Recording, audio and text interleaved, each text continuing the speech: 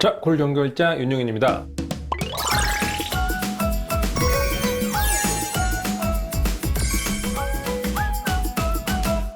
자, 2편 팔꿈치 통증에 대해서 이제 이야기를 해보려고 합니다. 팔꿈치 통증은 최근에 우리가 스포츠 활동을 하면서 좀 많아지는 것 같아요. 우리가 젊은 연령층에서는 우리가 팔꿈치 최근에 많이 온 환자들은 주짓수를 하다가 안발을 걸리고 이 안쪽이 찢어지거나 혹은 좀 야구를 하다가 리틀리그스 엘보라고 그래가지고 우리가 야구 선수들이 이쪽에서 좀 문제가 생기는 경우가 많이 있거든요. 팔을 이렇게 해가지고 던질 때 이 부분, 혹은 배드민턴을 할 때도 마찬가지고요. 그리고 골프 엘보라고 하는 부분도 통증으로 우리가 이 안쪽을 가리키죠. 그 외에는 또 테니스가 요즘에 최근에 인기가 많아진 것 같더라고요. 또 테니스 엘보라고 하는 바깥쪽 통증이라고 우리가 말을 하죠. 팔꿈치 바깥쪽 통증과 그 다음에 안쪽 통증의 가장 대표 명사인 우리가 테니스 엘보와 골프 엘보에 대해서 이야기를 해보려고 합니다. 우리가 팔꿈치 통증 같은 경우에는 정말 쉽게 분류했을 땐 그렇게 두 개가 있고요. 좀 더 이제 복잡한 분류 같은 경우는 추후에 제가 한 번 더 언급을 하도록 하겠습니다. 바깥쪽 팔꿈치 통증, 우리가 테니스 엘보 같은 경우에는 골프를 치시는 분들한테도 많고 그 다음에 타이핑을 하시는 분들한테도 많은데요. 이때 이 원인이 무엇인가에 대해서도 한 번 정도는 생각을 해보셔야 됩니다. 많은 사람들이 여기서 테니스 엘보 왔다 그러면은 진통소염제를 먹어야지라고 말을 하잖아요. 자, 첫 번째 거기서부터가 좀 문제가 있어요. 이 염증이 실제로 있는 게 아니라 조직이 변성이 된 거거든요. 조직이 변성이 됐는데, 이게 조직이 변성했다는 건 쉽게 말해서 고기를 구웠다고 생각하시면 돼요. 고기가 처음에 빨간 고기가 있는데 불에다 구우면 어떻게 돼요? 소고기나 돼지고기가 우리가 갈변한다 그러죠. 우리가 갈색으로 변해가지고 고기가 맛있는 냄새가 나게 되죠. 그런 것처럼 조직이 변했어요. 근데 조직이 변해가지고 탄력성을 잃었는데 여기다가 약을 먹으면 어떻게 될까요? 나을까요? 절대 낫지 않죠. 그런 것처럼 조직이 변한 것들은 우리가 약물로는 낫지 않는다. 단지 통증 조절은 할 수 있지만 원래의 조직으로 돌아가지는 않습니다. 그래서 팔꿈치와 팔꿈치 내측과 바깥쪽 통증에 있어서 장기적인 약의 복용은 절대로 하시면 안 돼요. 원인을 치료하는 게 중요합니다. 테니스 엘보 같은 경우에는 우리가 여기서 나오는 힘줄들의 문제가 있어서 이 손목까지 이제 아픈 경우가 많이 있거든요. 그래서 환자들이 통증을 호소할 때 처음에는 이쪽이 아프다가 나중에는 여기가 아프다고 호소를 해요. 그리고 내측 같은 경우에 이런 식으로 호소를 하게 되죠. 근데 바깥쪽 통증 같은 경우에 처음에 이 통증을 간과를 해서 우리가 여기가 아프다고 오시는 분들이 생각보다 많아요. 그래서 우리가 손목이 아픈데 좀 잘 낫지 않는다, 이런 경우에도 팔꿈치 통증을 한 번 정도 생각을 해보셔야 되고요. 통증의 위치에 따라서도 우리가 여러 가지 분류가 있는데, 먼저 주먹을 꽉 쥘 때 아프다 이러면은 테니스 엘보로 먼저 의심을 해보셔야 돼요. 그때 팔꿈치를 구부릴 때와 그 다음에 펼 때를 두 가지 다 평가를 해보셔도 되는데요. 팔꿈치를 구부리거나 펴거나 둘 다 주먹을 쥐거나 이렇게 힘을 줄 때 아프다 그러면은 테니스 엘보를 첫 번째 의심해 보세요. 이게 집에서 가장 쉽게 해볼 수 있는 테스트고요. 그리고 나머지 힘줄을 늘려본다, 즉 이렇게 해가지고 안쪽으로 늘려보고 그 다음에 바깥쪽으로 늘려보고 이렇게 힘줄이 늘어나게 되잖아요. 이 힘줄이 늘어날 때 통증이 있다 그러면은 내가 좀 저 힘줄의 길이에 문제가 생겼나, 혹은 힘줄에 좀 문제가 생겨서 테니스 엘보가 왔나, 이런 생각을 해보시는 게 좋습니다. 통증은 이런 간단한 타이핑을 하면서 많이 움직이면서 이제 발생을 하는 경우도 많고요. 그 다음에 나머지 뭐 서빙을 하시는 분이라든지 그 다음에 골프를 하시는 분이라든지 여러 사람들한테 옵니다. 그런데 내가 손에 힘이 떨어져 가지고, 즉 목 디스크가 있을 때도 이렇게 올 수가 있기 때문에 내가 평상시에 목 디스크가 있었다 그러면은 그런 부분에 대해서도 먼저 의사들에게 꼭 말을 해주세요. 많은 선생님들이 이제 그런 부분을 놓치고 지나가서 나중에 디스크를 발견하고 좀 이런 경우도 많은데요. 이때 목 디스크가 있는 상태에서 팔꿈치를 맨날 치료해도 잘 낫지 않습니다. 마찬가지 손목에서 통증이, 이거를 우리가 바깥쪽으로 이렇게 타고 내려가는 통증이 나타나 가지고 이렇게 전이성 통증이라고 그러는데요. 이런 통증이 나타나는 걸 우리가 이 위치, 여기서 원위부에서 나타나는 통증을, 원인은 여기 있는데 여기를 계속 치료해도 안 낫는 거죠. 환자들이 꼭 물어보시는 게, 원장님 저 여기 아파서 물리치료 계속 했는데 안 나아요, 이렇게 말을 해요. 물리치료를 하시더라도 물리치료를 하는 중심점이 여기가 돼야 돼요. 목 디스크는 물리치료를 한 중심점이 목이 돼야 되는 거고요.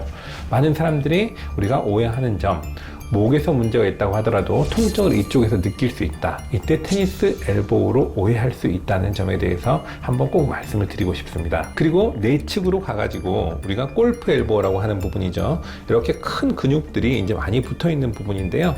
이 부분 같은 경우에는 좀 우리가 잘못 오해를 하게 되면 손목에 있는 수근관, 주근관도 오해를 할 수가 있어요. 이유는 여기 있는 근육이 이렇게 따라가서 아래로 내려가게 되는데요. 마찬가지 주먹을 쥘 때 악력이 좀 떨어진다든지, 그 다음에 내측으로 통증이 있다든지, 그리고 방사통이라고 해서 이쪽으로 쭉 아래쪽으로 내려가는 통증이 있어요. 그러면 이런 통증들이 있는 경우에 여기서 안쪽에서 조직의 변화가 생기고 문제가 생기게 되면 신경까지 누를 수가 있고요. 이 신경이 눌린 상태에서 오래돼 버리게 되면, 즉 이런 간단한 골프 엘보를 방치하게 되면 신경 때문에 수술을 하는 경우까지 발생을 할 수가 있습니다. 그래서 이 내측과 외측은 근본적으로 좀 우리가 차이가 있고, 잘못하면은 내측 같은 경우에는 신경 증상으로 인해서 안쪽과 그 다음에 앞쪽으로 증상을 나타낼 수 있다는 사실을 꼭 알고 계셔야 돼요.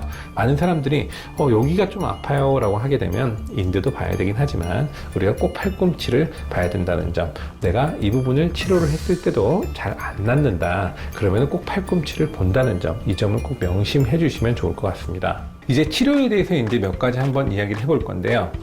팔꿈치 바깥쪽 통증의 경우에는 여러 가지 치료법이 있는데, 보조기도 있고 그 다음에 뭐 밤에 하는 방깁스도 있고 여러 가지가 있죠. 근데 가장 우리가 쉬운 것들은 병원에 가게 되면 우리가 손목을 신전하는 이런 방깁스가 있습니다. 이거를 밤에만 하게 된다고 하더라도 팔꿈치 통증과 그 다음에 수근관 증후군이 같이 좋아질 수 있다는 점이 가장 꿀팁이라고 할 수 있겠죠.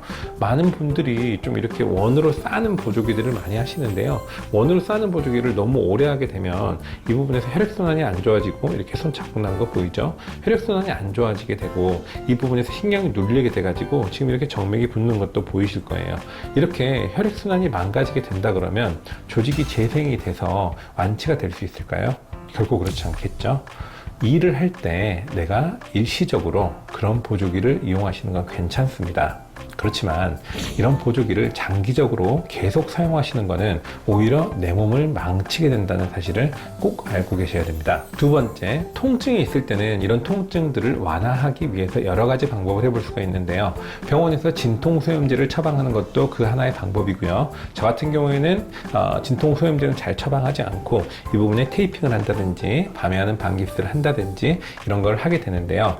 추후에 이것도 기회가 되면은 제가 테이핑하는 방법도 보여드릴 수 있으면 하도록 하겠습니다.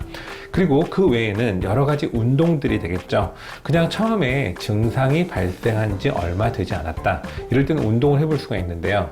아까 말했던 이렇게 각도에서 우리가 팔을 쭉 편 상태에서 손목을 아래쪽으로 쭉 내리면서 그 상태에서 액티브한 운동, 즉 능동적 운동과 수동적 운동이 있는데요. 절대적으로 우리가 능동적 운동과 수동적 운동에서 가장 먼저 해야 될 것들은 근육이 많이 움직이지 않는 상태의 운동을 해줘야 돼요. 그래서 이 상태에서 약간의 저항을 가하면서 팔이 조금씩 힘을 주는 거고요. 지금 힘이 빠졌죠. 그래서 약간 끝각도에서 운동을 해주는 거, 이런 운동들을 해주면 도움이 되고요. 반대로 손목을 이렇게 올린 상태에서 앞으로 미는 운동 같은 걸 해서 근육을 우리가 만들어주는 것도 도움이 됩니다. 이를 등척성 운동이라고 하는데요. 운동의 요령만 안다면 여러 가지 방법을 통해 가지고 할 수가 있습니다. 이런 운동을 통해서 증상이 좋아진다? 그러면은 아주 좋겠죠. 근데 이런 운동을 할 때는 일시적으로 괜찮다가 나중에 다시 아파지는 경우들이 있어요. 만약 이게 반복이 된다면 꼭 병원에 가서 확인을 해 보셔야 되는데요. 이유는 힘줄이 오랫동안 손상이 돼가지고 틀어져서 너덜너덜해지는 경우가 있어요. 그리고 안쪽에 뼈 있는 데가 관절염이 오는 경우도 있고요. 그리고 인대가 손상이 된 경우도 있고 신경이 눌린 경우도 있어요.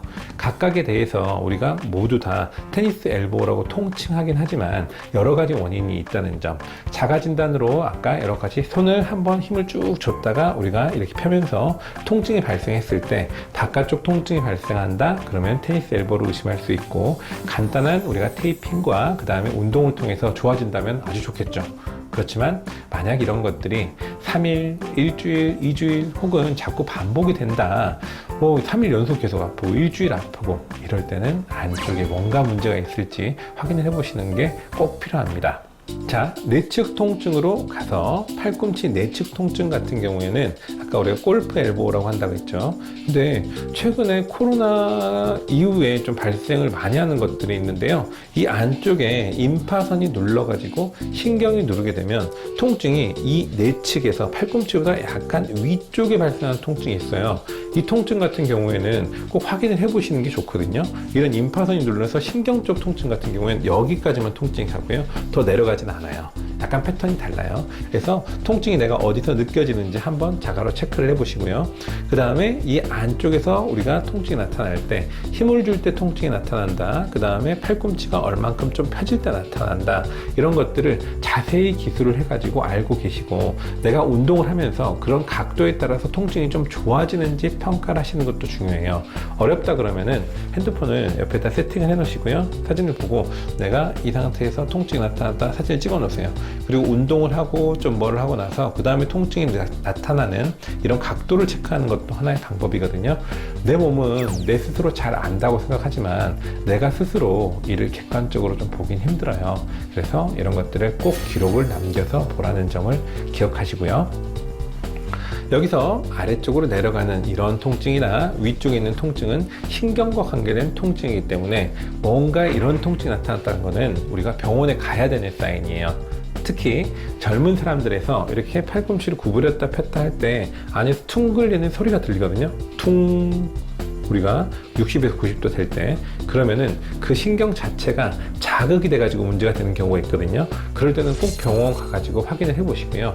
많은 사람들에서 우리가 통계적으로는 20에서 30%의 환자들 혹은 그냥 인구에서 있다고 합니다. 그런데 이런 20에서 30% 환자에게 있다고 하더라도 증상이 없을 때는 전혀 그거는 치료의 대상이 되진 않아요.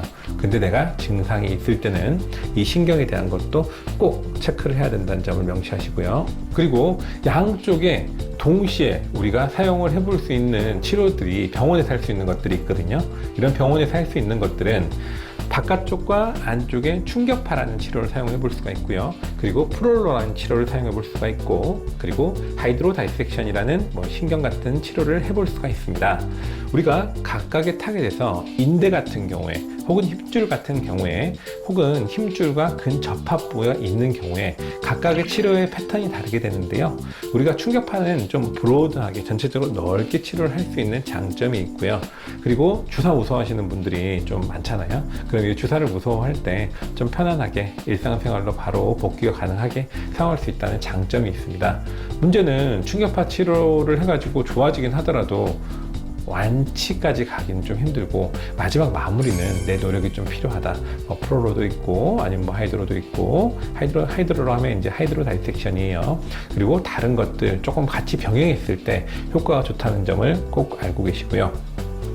여기서 인대나 그 다음에 여기서 힘줄 자체에 손상이 있었을 때는 프롤로 치료가 조금 더 효과가 있을 수가 있습니다. 각각의 우리가 적응증을 알고 치료를 해야 되는데 그냥 무분별하게 신경이 눌린 이런 패턴이에요. 근데 프롤로 맞고 안 좋아졌어요 라고 하시는 분들이 있거든요. 그러면 내가 좀 잘못 맞진 않았는지. 최근에는 다른 병원에서 치료를 하고 오신 분이었는데요. 50대 여성 환자분이었는데 아내가 석회가 이렇게 있더라고요. 석회가 양쪽이 있어가지고 너무 힘들어해요. 물어봤더니 스테로이드 주사를 좀 5번에서 10번 정도로 맞고 왔습니다. 그래서 거기서는 처음에는 스테로이드 주사가 아니라고 했다가 나중에 좀 계속 아프고 부어 있으니까 그때서야 스테로이드 주사라고 이야기를 해서 좀 그 부분을 제거하는데 거의 한 2달에서 3달까지 이제 걸리기도 했습니다. 그렇기 때문에 내가 맞는 치료 주사가 어떤 건지 혹은 내가 받고 있는 치료가 어떤 치료인지에 대해서도 한 번 정도 검토를 해보시는 게 좋을 것 같습니다.